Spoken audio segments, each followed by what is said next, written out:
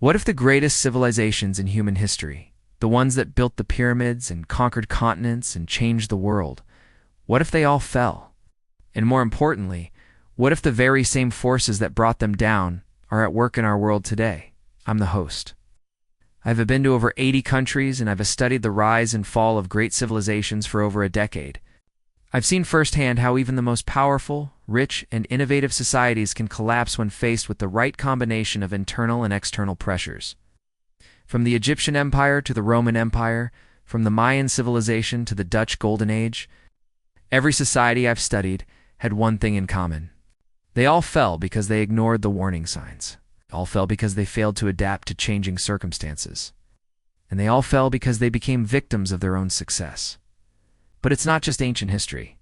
The same forces that destroy civilizations also destroy economies, companies, and even marriages. In this video series, we're going to explore why great civilizations fall and how we can learn from their mistakes. Because the truth is, no matter how powerful, or rich, or innovative we are all vulnerable to the forces of destruction. And the only way to prevent our own downfall is to understand the warning signs and adapt in time. What if the greatest civilizations in human history, those that built the pyramids, conquered continents, and changed the world, all shared the same fate? What if no matter how powerful, rich, or innovative they were all destined to fall? And more importantly, what if the very same forces that brought them down are already at work in our world today?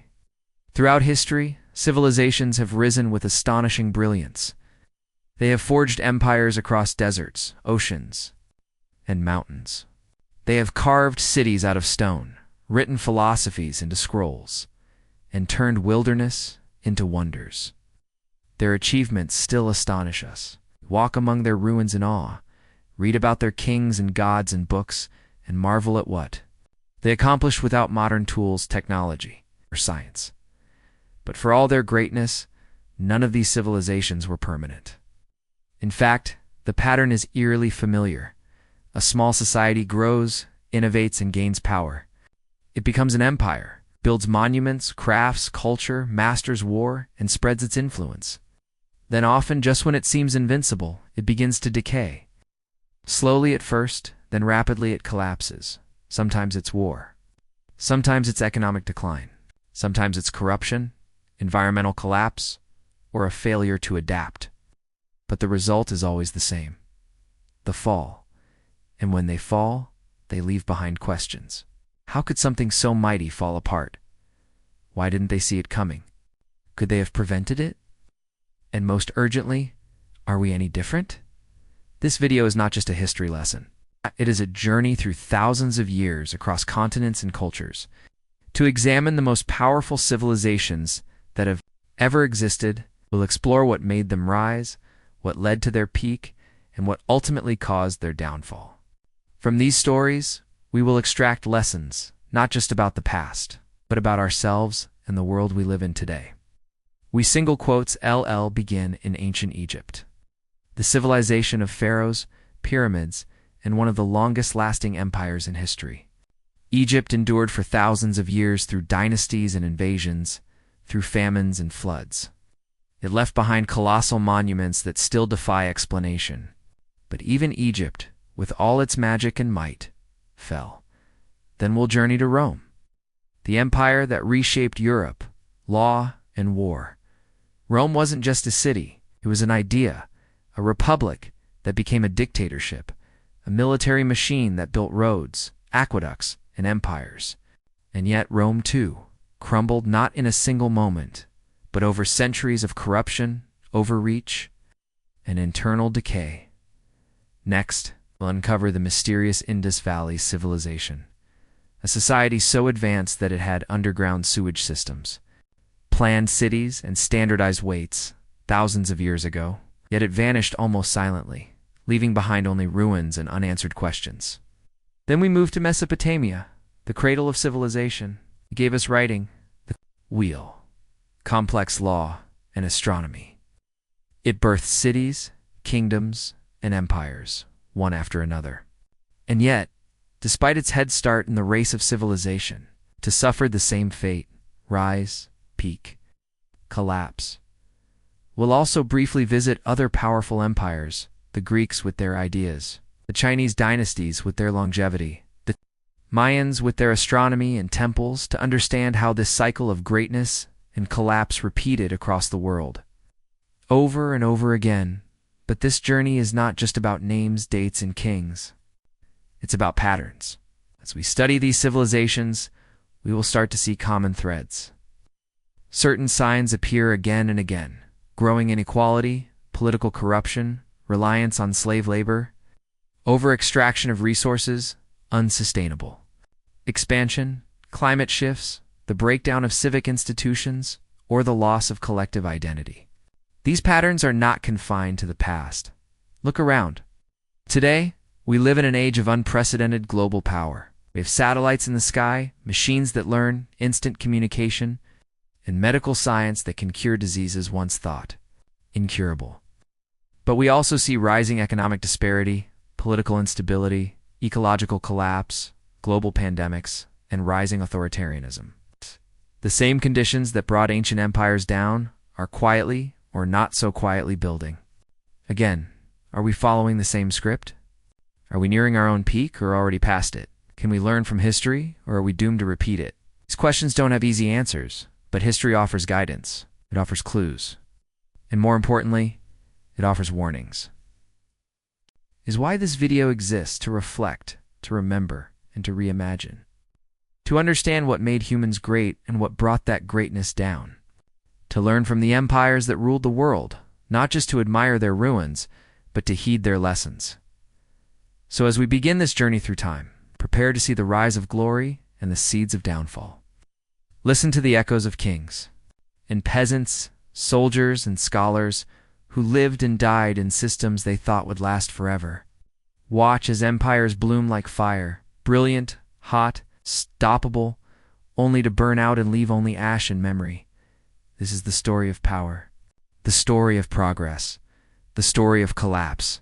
In many ways, it is the story of us. Let's begin. Chapter 1. Ancient Egypt. Eternal power on the Nile. The ancient Egyptians believed that the pharaohs were divine, that they had the power of the gods, and they ruled over the Egyptian people for over 3,000 years. The first pharaoh we meet is King Menos, who ruled from 2680 to 2649 BC.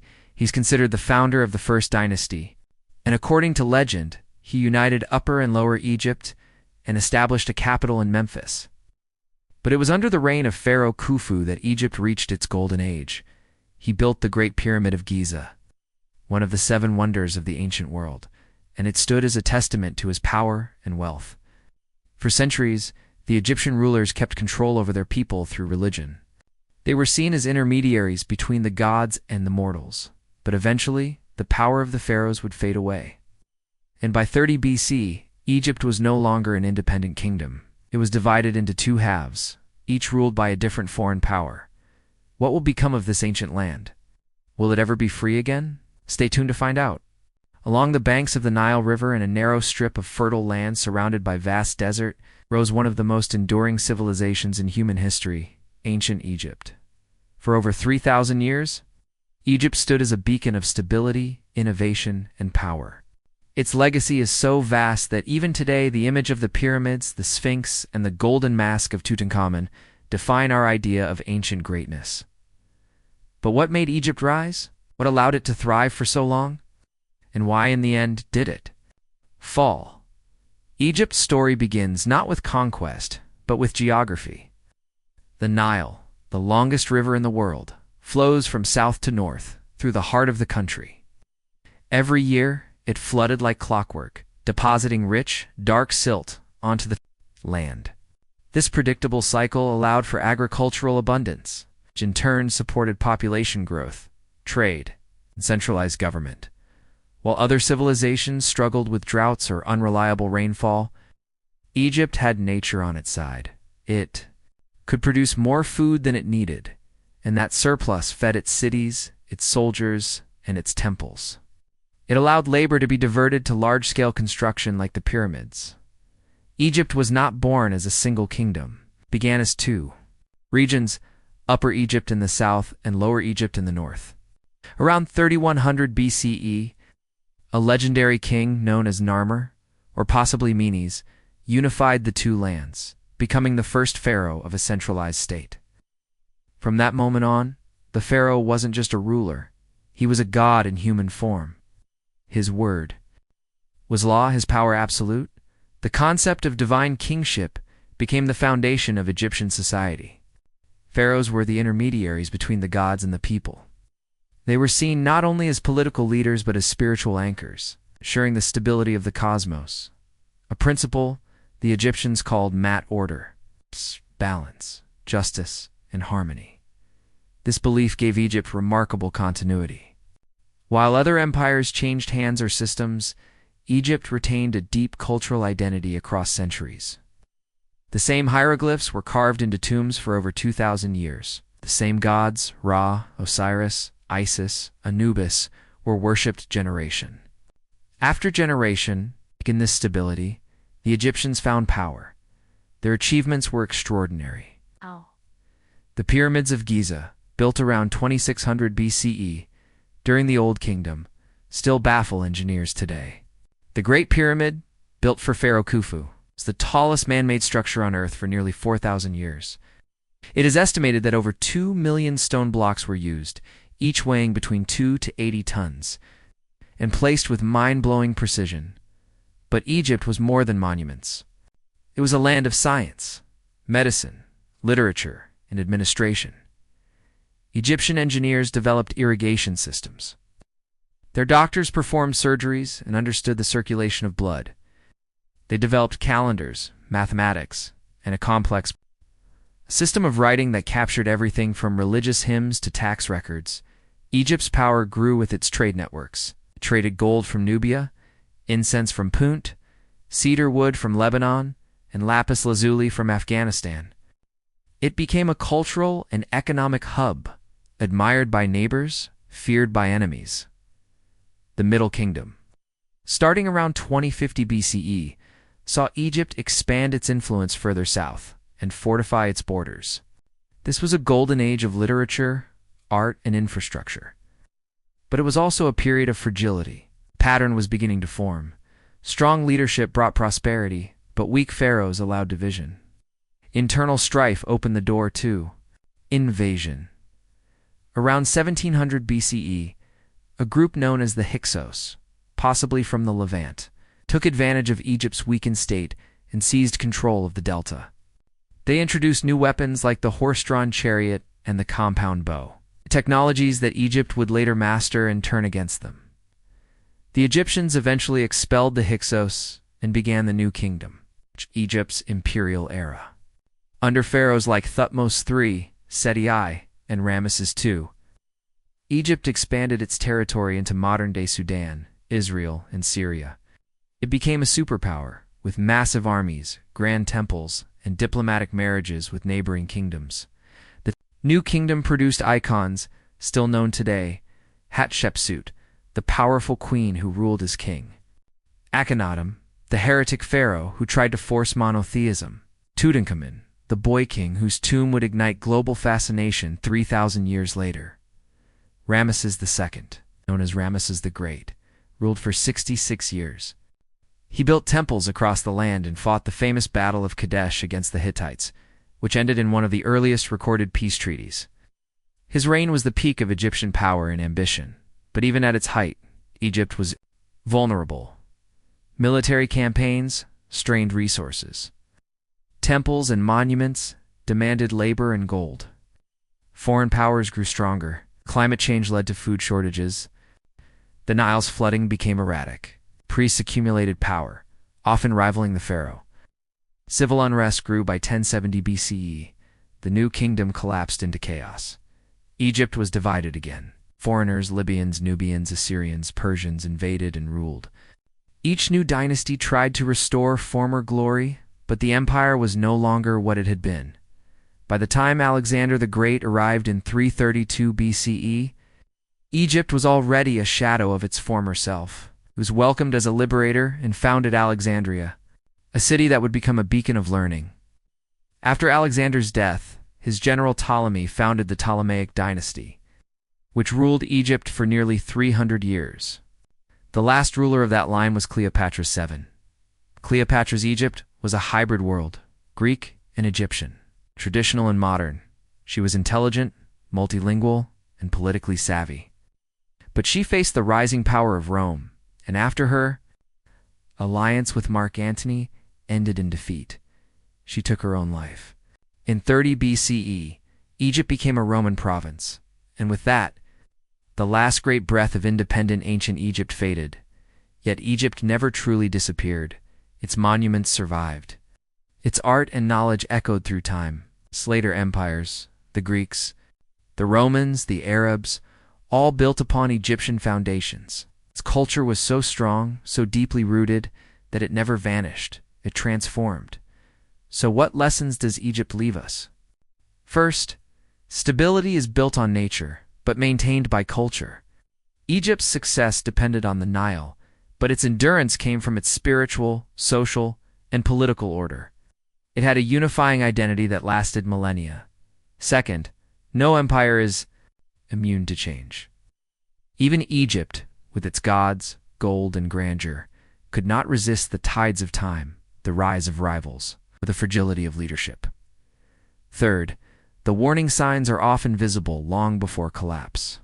Egypt's falls came gradually from the accumulation of stresses environmental, economic, political, that were ignored until they could no longer be denied. Egypt is both a triumph and a tragedy. A civilization that achieved near immortality, in memory, but not in power. It was the first great empire, but it would not be the last to rise, shine, and fall. The Roman Empire, a name synonymous with both glory and ruin. At its peak, it was the most powerful empire in the known world, controlling vast territories and influencing the very foundations of Western civilization. Rome's legions were a force to be reckoned with, conquering not only land, but also hearts and minds. Their roads, their aqueducts, their art and architecture all stood as testaments to their genius and power.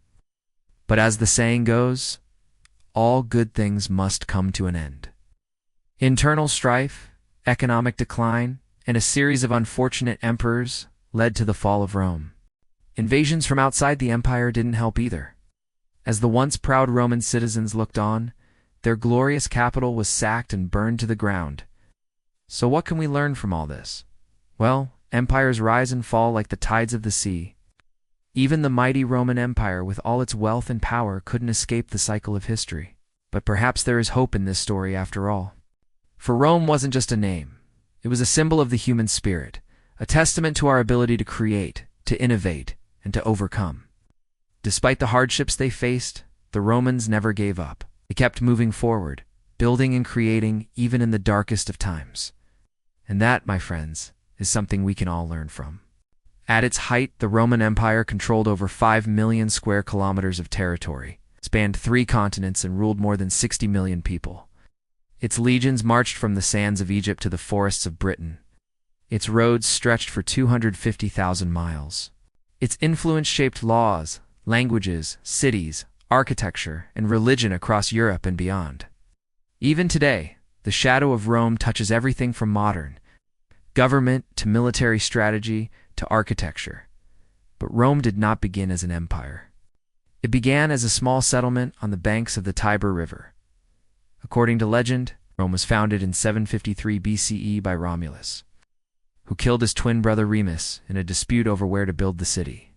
In reality, it grew slowly, from scattered tribes and villages into a monarchy, then a republic. The Roman Republic formed around 509 BCE after the expulsion of its last king. It was built on principles of civic duty, rule of law, and checks and balances, at least in theory. In practice, Rome was always a society of deep inequality. Power rested with wealthy landowners, the patricians, while the plebeians, the common people, struggled for rights.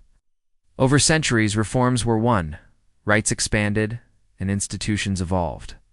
Rome's strength was not just in its military might, but in its adaptability. It conquered not by destruction, but by integration.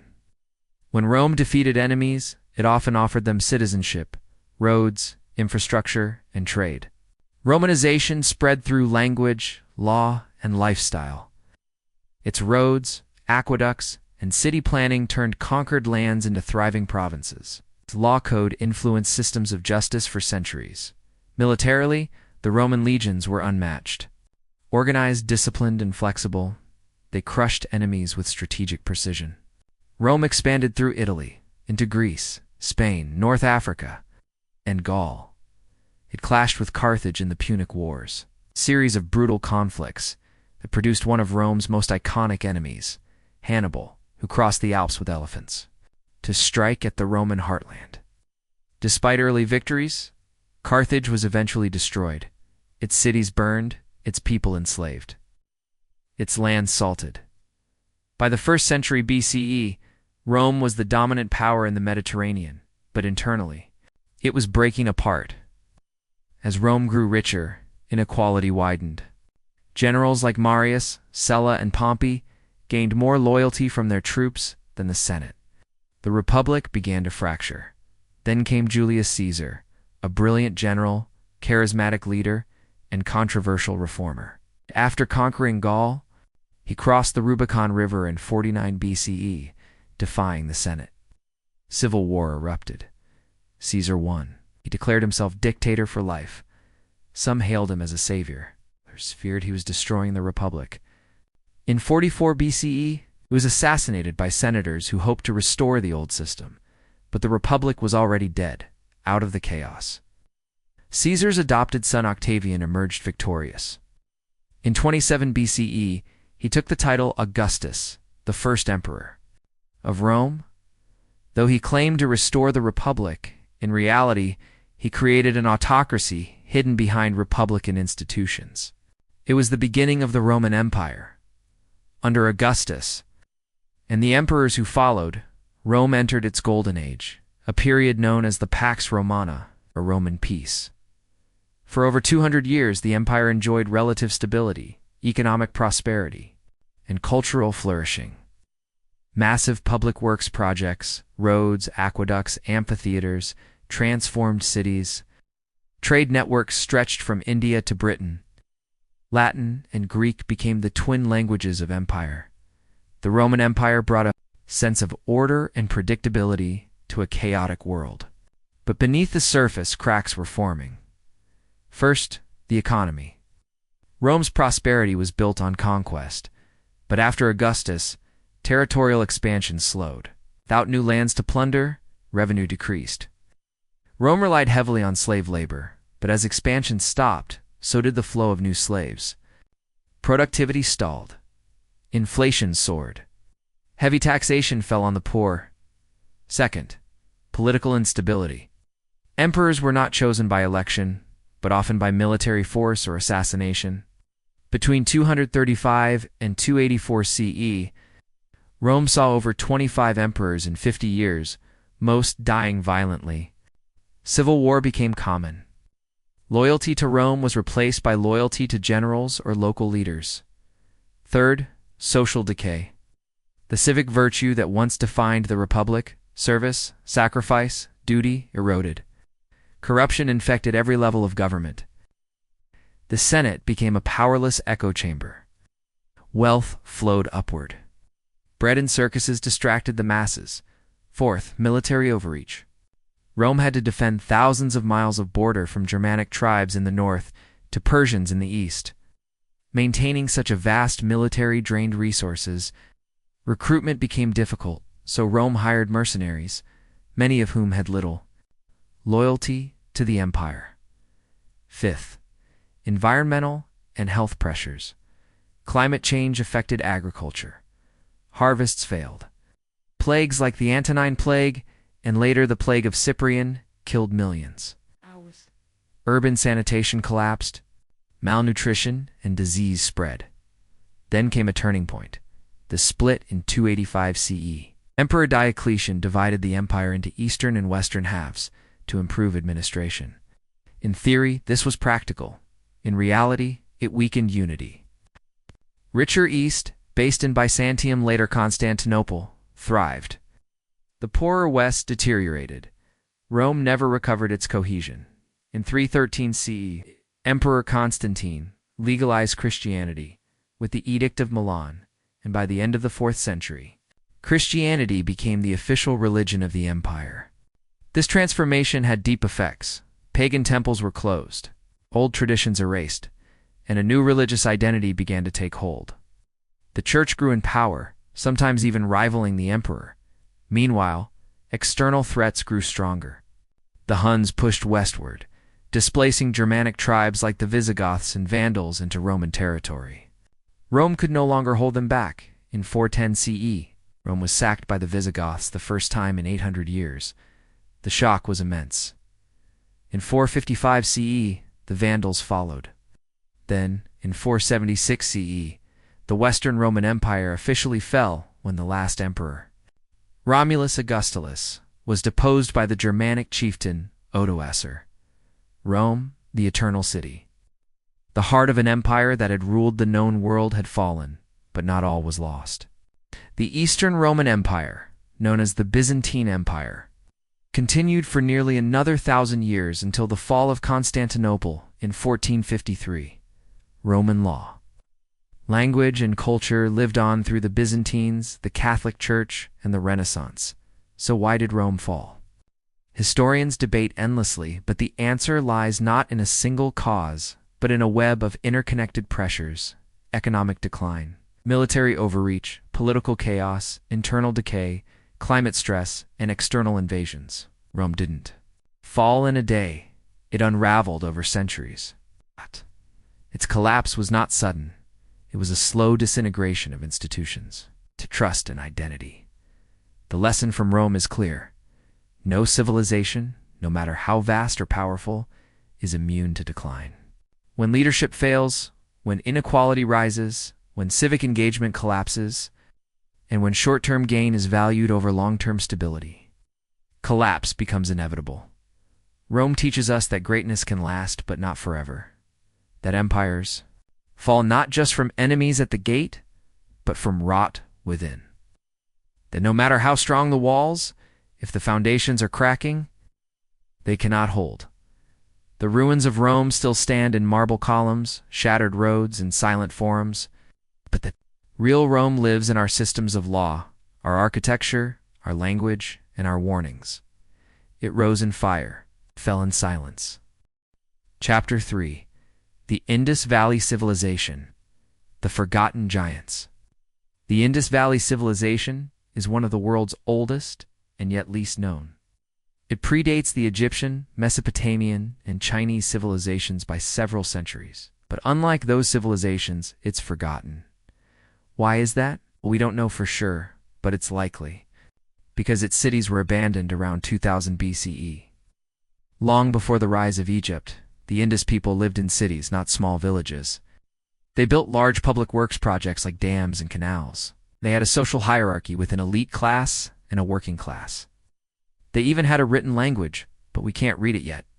The Indus people mysteriously disappeared around 1900 BCE. Some believe they were wiped out by a tsunami or a flood. Others think they simply moved away. But recent evidence suggests that they were brutally murdered by invaders from Central Asia. Their skeletons have been found with wounds, consistent with violence. Who are these invaders? We don't know. But what we do know is that they were likely the ancestors of today's Mongolians and Chinese. This is evidenced by their DNA, which has been found on ancient pottery shards.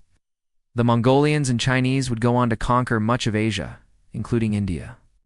But before they did, they wiped out the Indus civilization. To learn more about the forgotten giants of the Indus Valley, stay tuned for more information.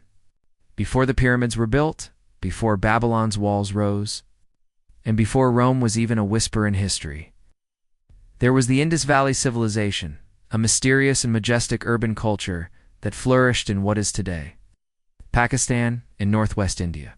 Between 2600 and 1900 BCE, long before most ancient empires reached their peak, the Indus Valley had already developed large, well-planned cities, complex drainage systems, standardized weights and measures, and an economy built on trade, agriculture, and craftsmanship. Yet, unlike Egypt or Rome, The Indus left behind no grand monuments, no statues of kings, no military conquests etched into stone. Instead, they left something far more puzzling: silence. No readable records, no deciphered script, no known rulers. Entire civilization, brilliant and vast, that simply vanished, its voice lost in the dust. So who were they? Caused their fall? The heart of the Indus Valley Civilization was its cities, particularly Mohenjo-daro and Harappa, the first of their kind in South Asia. These weren't disorganized clusters of huts or temples. They were carefully laid out on grid patterns with main streets, alleyways, and distinct zones for housing, commerce, and administration. Mar-Daro, for instance, covered over 300 hectares and had a population of more than 40,000 at its peak. The city featured multi-story brick homes with private wells and indoor bathrooms, a level of urban comfort almost unheard of in the ancient world.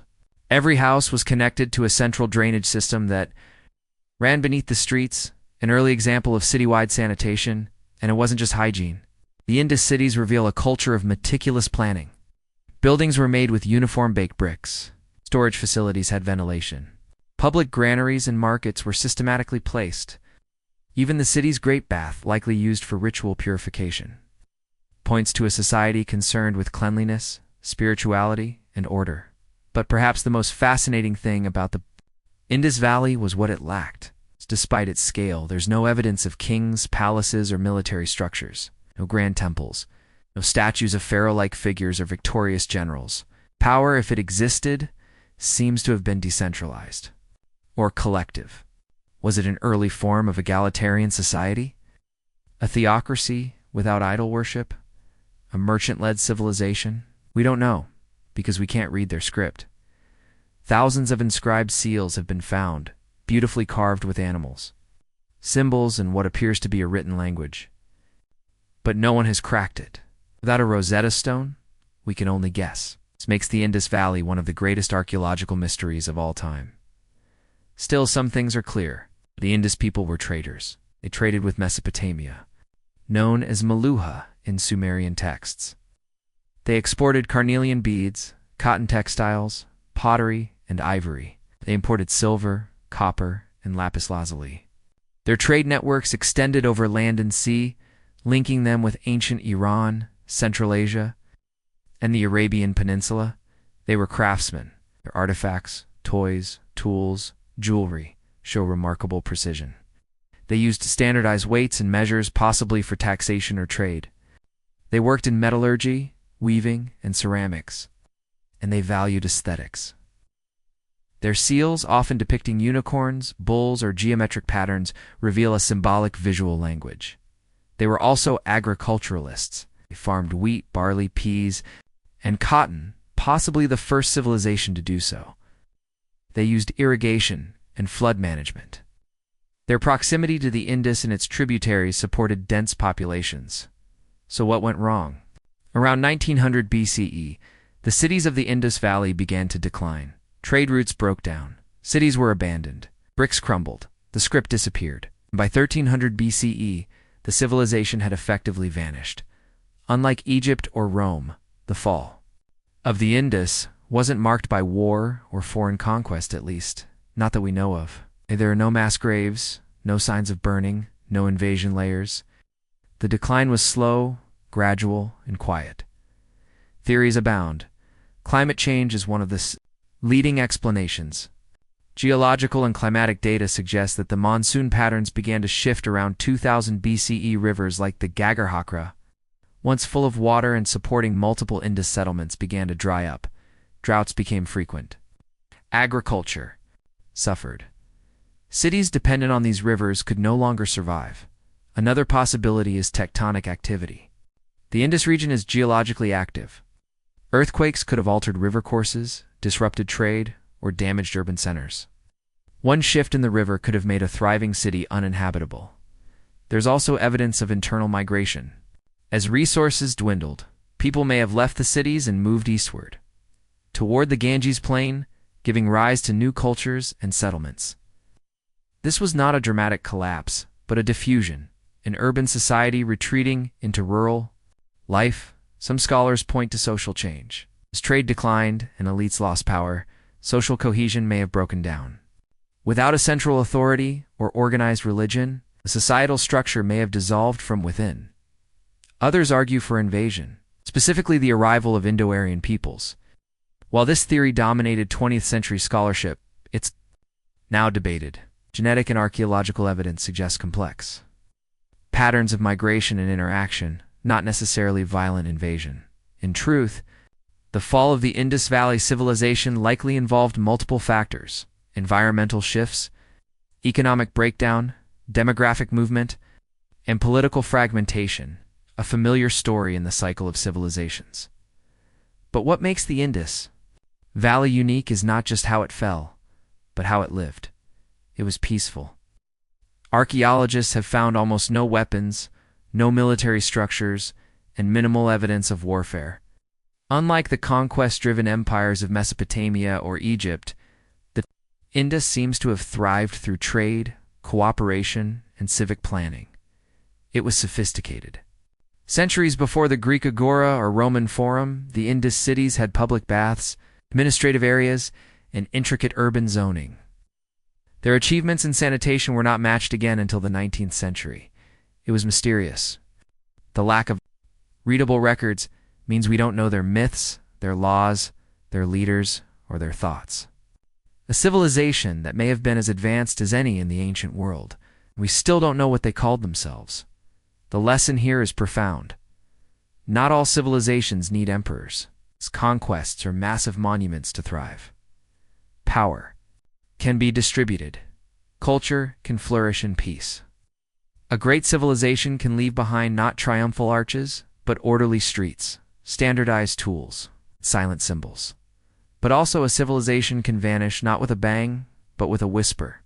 Not with invasion, but with slow erosion. It's not with war, but with water, or the lack of it.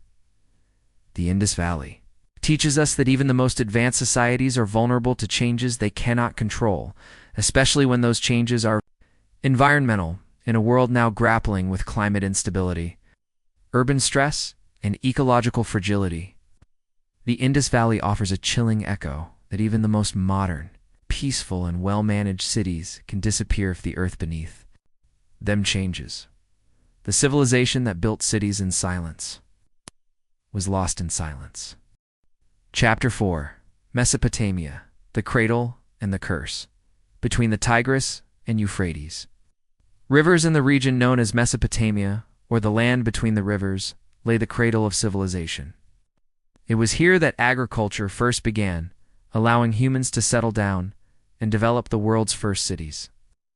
But as we know, good things don't last forever. Mesopotamia's reign as the cradle of civilization would eventually come to an end. Why? Well, there are many reasons. On one hand, the region's wealth and power attracted the attention of outside invaders, who coveted their best agricultural surplus and advanced technology. On the other hand, Mesopotamia's geographic location made it difficult for them to defend themselves. As we've seen with other civilizations, once the wealth starts flowing in, it doesn't take long for others to take notice. When others take notice, there's only one thing that they want, and that's what you're about to find out. What's the one thing that all powerful civilizations seem to want? Stay tuned to find out. This has been Chapter 4 of Mesopotamia, the Cradle and the Curse. For more videos of this series, stay tuned.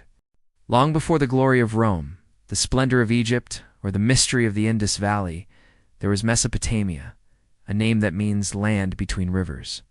Those rivers were the Tigris and the Euphrates, and between them lay the worlds. First cities, first empires, and first written words. It was here, in the rich floodplains of modern-day Iraq, that humans took the first steps from tribal life to urban society, from wandering hunters to settled farmers, from oral myths to written laws, from scattered villages to organized states. Mesopotamia was the cradle of civilization. But that cradle was also a curse. Life in Mesopotamia was harsh. The rivers flooded. Unpredictably, the soil was fertile but fragile. Rainfall was erratic. The land, flat and open, had no natural defenses. To survive, people built canals, dikes, and irrigation systems, engineering projects that required cooperation, administration, and labor. Civilization in Mesopotamia wasn't a gift, it was a necessity. The first major civilization to emerge here was Sumer. Around 3500 BCE, its cities like Uruk, Ur-Lagash, and Eridu are among the oldest in human history. Uruk alone had 50,000 people at its peak, making it the largest city in the world at the time. Umar gave the world cuneiform, the earliest known writing system, a script pressed into clay tablets with a reed stylus. At first it recorded grain, taxes, and trade, but soon it told stories. The Epic of Gilgamesh, written around 2100 BCE, is the oldest surviving piece of literature.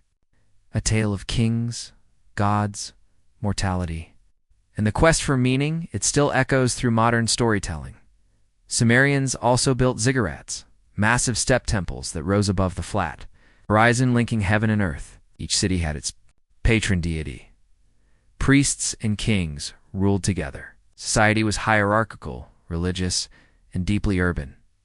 But Sumer was never a unified state. It was a patchwork of city-states constantly at war with one another. Ur-Lagash, Amma-rated. Uruk, power shifted constantly. The very inventors of civilization also became its first victims, trapped in cycles of conquest and collapse. Around 2334 BCE, a powerful figure emerged, Sargon of Akkad. He conquered Sumer and built the world's first empire, the Akkadian Empire. For the first time, different cultures were ruled under a single political system.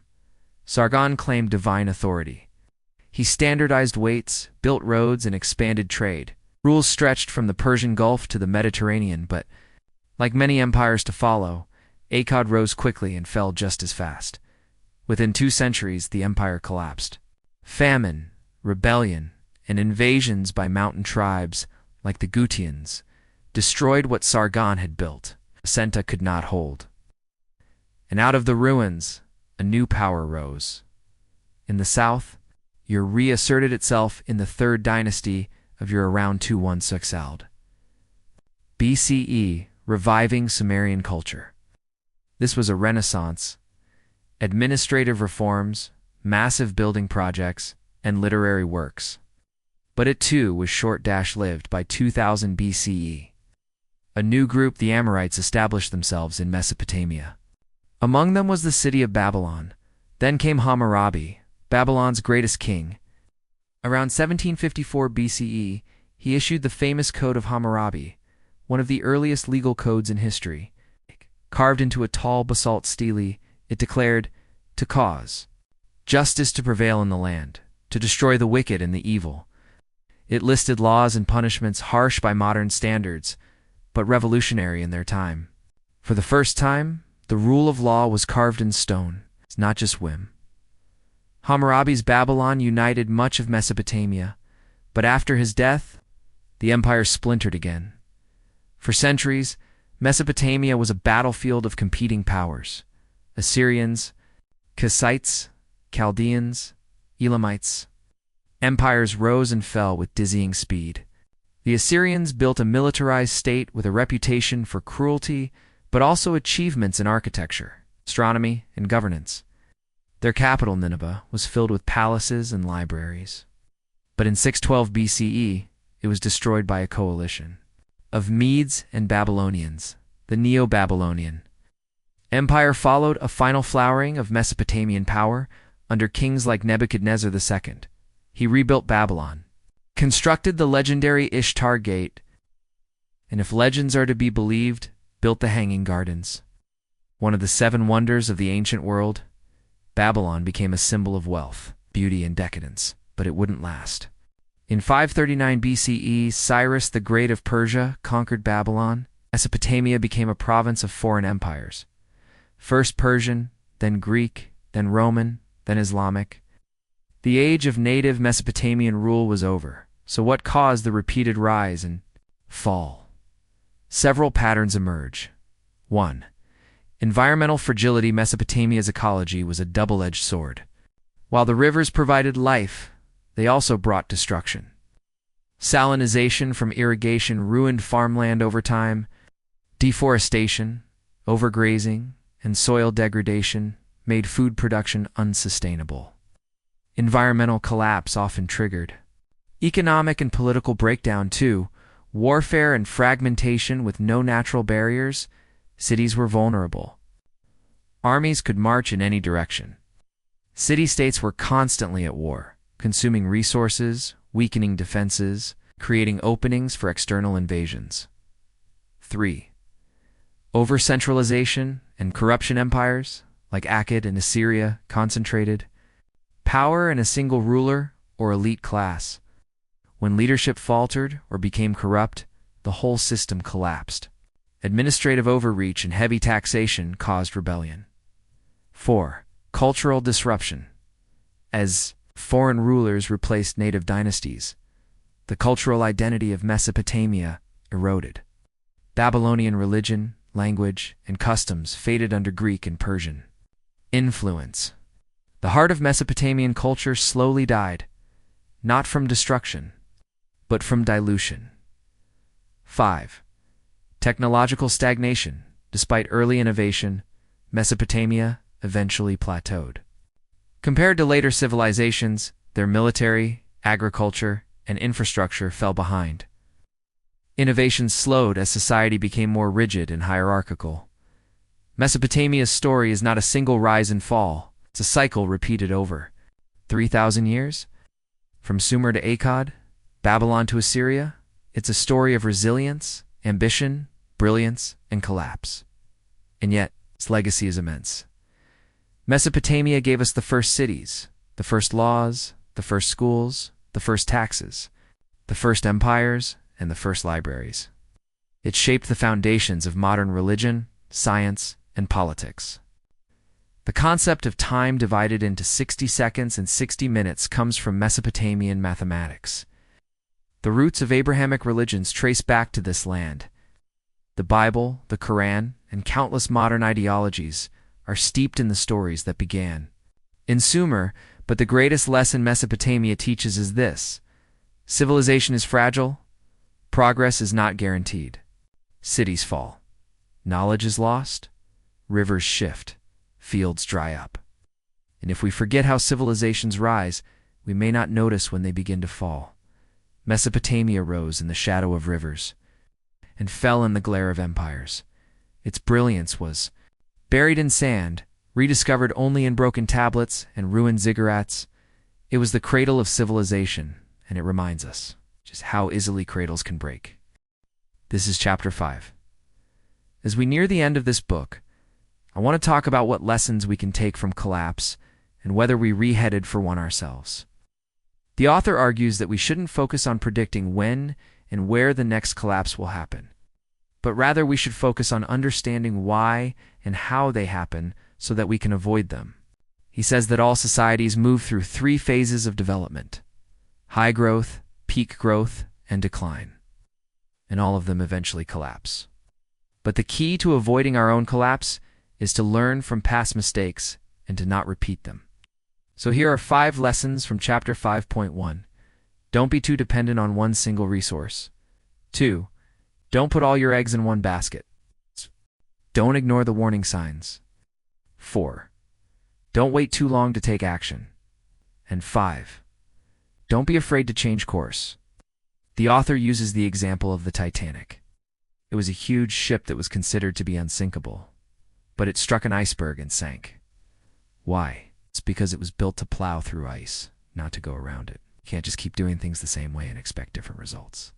We have to be willing to change course if we want to avoid a disaster. Are we headed for a collapse? I'll let you decide. History doesn't just tell us what happened. It warns us of what could happen again. From the sun-baked sands of Egypt to the shattered forums of Rome. From the flooded streets of Mohenjo-Daro to the burning gates of Babylon.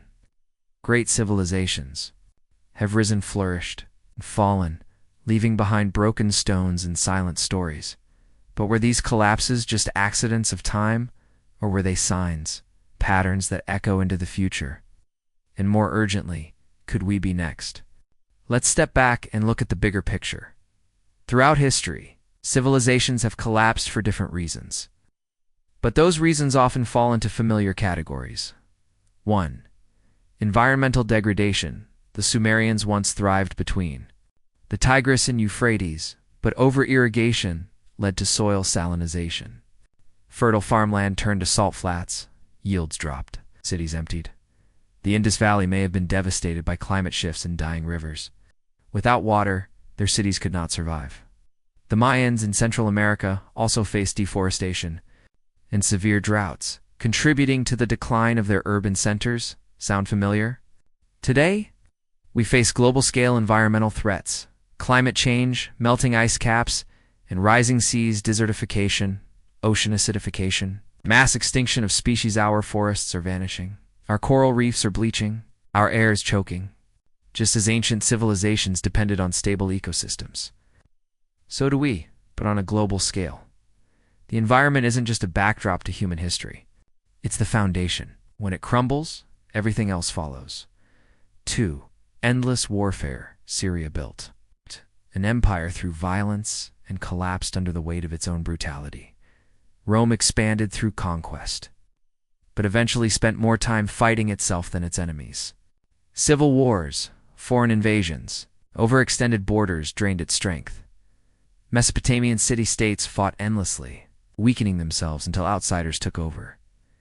Even mighty Egypt was brought low by invasions from the Sea Peoples, and later, the Persians, Greeks, and Romans. Now considered today, more than 110 armed conflicts are active worldwide. Nuclear weapons exist in the hands of multiple states. Civil wars rage across nations. Global defense spending exceeds $2.4 trillion per year. War once collapsed cities. Now, it could collapse civilization. 3. Economic inequality in Rome's later years, wealth flowed upward. Senators owned vast estates while peasants lost land and freedom. Bread and circuses distracted the masses. But eventually, the gap broke society apart. The Mayans too saw elite classes erecting ever grander temples, while commoners struggled with food shortages. Inequality is a silent killer. It eats away at trust, stability, and cooperation. Today, the richest 1% own more wealth than the bottom 50% combined. Billions live paycheck to paycheck. Social unrest grows. Can a civilization survive when its foundations, its people, no longer believe in the system? For corruption and loss of civic trust as Rome declined, its bureaucracy bloated. Bribery became standard. Laws were ignored. The Senate became a shadow of its former self. Citizens lost faith in public institutions. In ancient Egypt's intermediate periods, corruption flourished. Priests hoarded power. Administrators abandoned their duties. People turned to local warlords. When a society no longer believes in its leaders, collapse is close behind. Now think of our era. Distrust in governments is near historic highs. Conspiracy theories thrive. Corruption scandals dominate headlines. Polarization paralyzes politics. When institutions rot from within, no amount of wealth or power can stop the fall. 5. Overcomplexity and rigid systems. As societies grow, they create systems, bureaucracies, tax codes, legal structures to manage complexity. But eventually, these systems become so bloated and rigid that they can't adapt. Joseph Tainter, his theory of collapse, argued that civilizations become victims of their own complexity. The energy required to maintain the system becomes greater than the energy it provides. The Roman Empire couldn't adapt its economy. The Indus cities couldn't adapt to changing rivers. The Maya couldn't adapt to drought, and today, our systems, financial, political, technological, are more complex than ever before. They're efficient but brittle. Global supply chains snap with one pandemic. Whole markets crash from a single glitch. In a hyper-connected world, one failure can trigger many more. So what do? Collapse isn't always the end.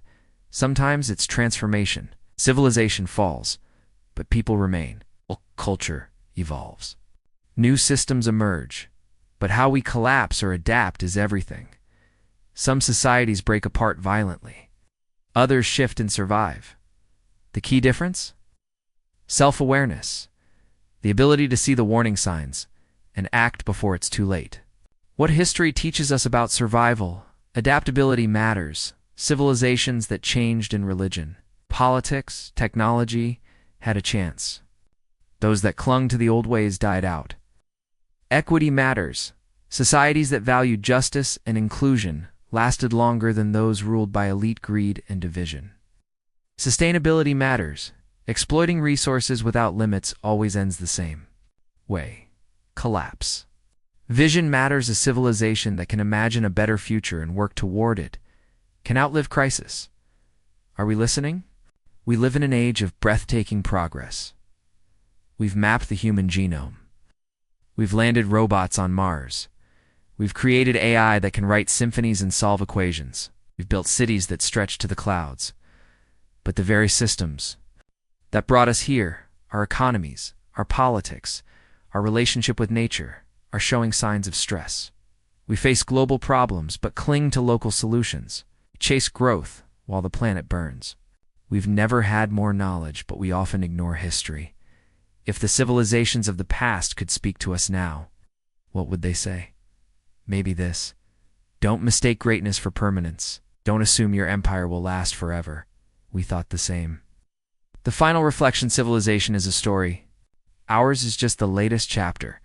And if there's one truth history repeats again and again, it's this: all empires fall. But not all lessons must be learned the hard way.